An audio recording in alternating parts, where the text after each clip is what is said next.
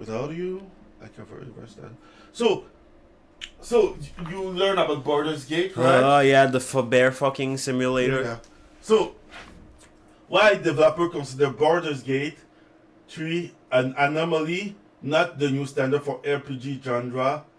It's a Rockstar level nonsense for scope. And I find it funny because I heard a lot of stuff. I did hear a lot of stuff about it. Some against, some for, mostly against. And the thing is like, one, I don't care what game company you are. You don't decide what's the new standard for RPG. There's a reason why I'm looking for the new Elden Rings clone, because Elden Rings did bring a new standard to video games. They didn't do it with 10 years of development and a fucking $2 billion budget. They did it with the talent, with the passion and everything else. From what I heard, Baldur's Gate 3 has a lot of stuff. And it's like And there's bear sex now. yeah, and I understand that, but I'm going over that because we talked about it last time. And it's more about the fact that game dev are like, no, don't think that we gonna do this. You're gonna like I understand that you don't want to do this, but if this become the new standard for video game RPG, you will have to do it. Like, don't decide what gamer like or what gamer don't like. And I understand that they've been developing this game for like 10 years, something like that. Yeah. And I understand that 10 years is a lot for a video game. I understand that their budget is on another level. But for the budget that every fucking company has, like 200 million with 200, 200 million with 2,000 dev on a game for 4 years to do just a cinematic game of 40 hours. I think that if you take out the mocap and some stuff, you can go closer to that. And that's my take on it. Do you have something? Too much money, too much means, but restriction makes art better I understand. to a certain extent. Yeah, but like right now they have like restriction as no beautiful woman, and it doesn't make it better. If you see what I mean. Yeah, I know. And it's not like it's not coming for like. Do you a bad- remember when we used to have fun? Yeah, yeah. That's a real Do you discouragement. remember when we were making stream, having fun on video game, or just? Oh no, that was a roasting- lifetime ago. Might as well be. roasting video game because they're bad. That's a lifetime ago. Do you remember when we played No. Afro Samurai 2, Oh, Revenge of Kuma, oh. and how the game was so glaggy that we think that the glag was making the game going well. You remember when they just refunded everyone Yep. and Yep. removed the game from the I forget store? what I did with the money, but You bought Aster Breed with it.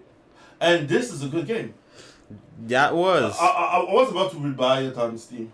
Oh, it's on Steam. That's Yeah. nice. I thought it was stuck on PS3. No, it's on Steam now. Like my mom. But that being said, like I was like, it's funny on some side because like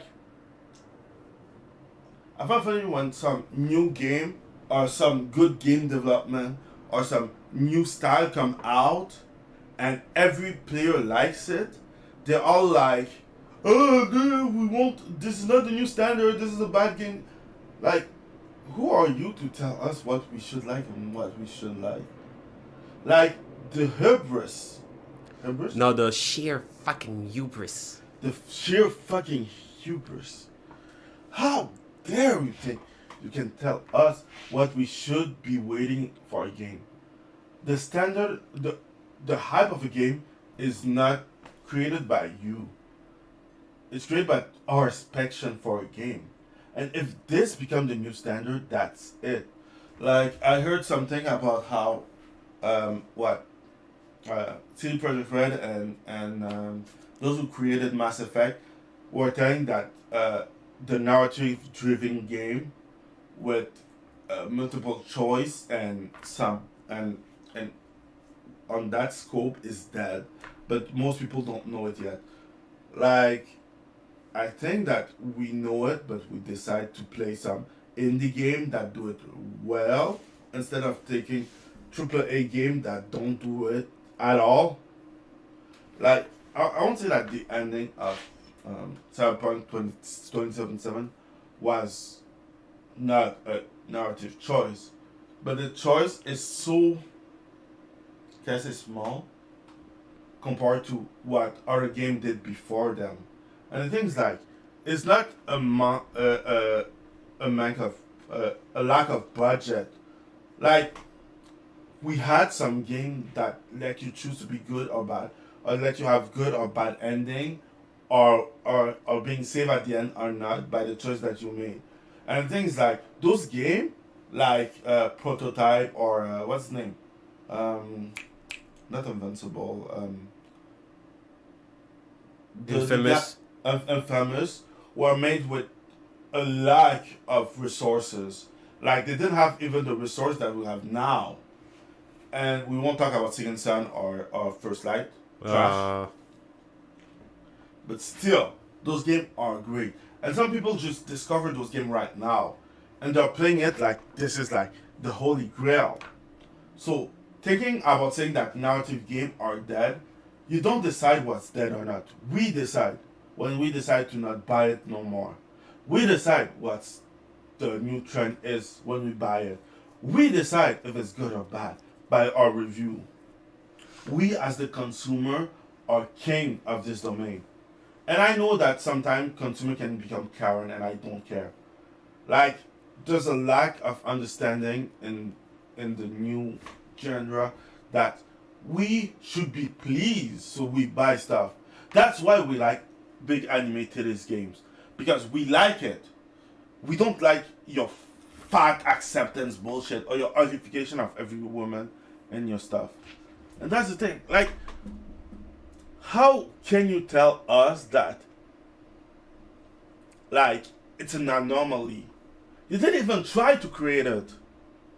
You didn't even try to play it or create it on a small scale. You just decided, this I will not do it, and that's it. Are you really gamers nowadays? Like, Of course not. Huh? Of course not. Yeah. Like, before was by gamer for gamer. Now it's by normies for gamers, by suit for gamers. God damn, they should all they should give up. They should just give up. No, I'm doing this correctly. They should just give up. Go back, find another stuff because yeah, that's stupid. Well, I couldn't make it into movies. So Yeah, now but I'm gonna ruin games. no, go be a teacher or some shit. No. Oh yeah, I'm gonna be a teacher, and Like- then I'll teach weird things to your kids. I don't care. Go be a teacher. And this is the stuff. Like I can see like a lot of comment about it, and maybe we're gonna find another way to talk about this. So yeah, like there's a lot of articles talking about the fact that Baldur Gaze is an anomaly. Anomaly. And yeah, like I understand that the scope of Baldur's Gate is enormous, but try. You don't decide what's good or not. Like it's like when QTE was a trend. Some people liked it. I hated it.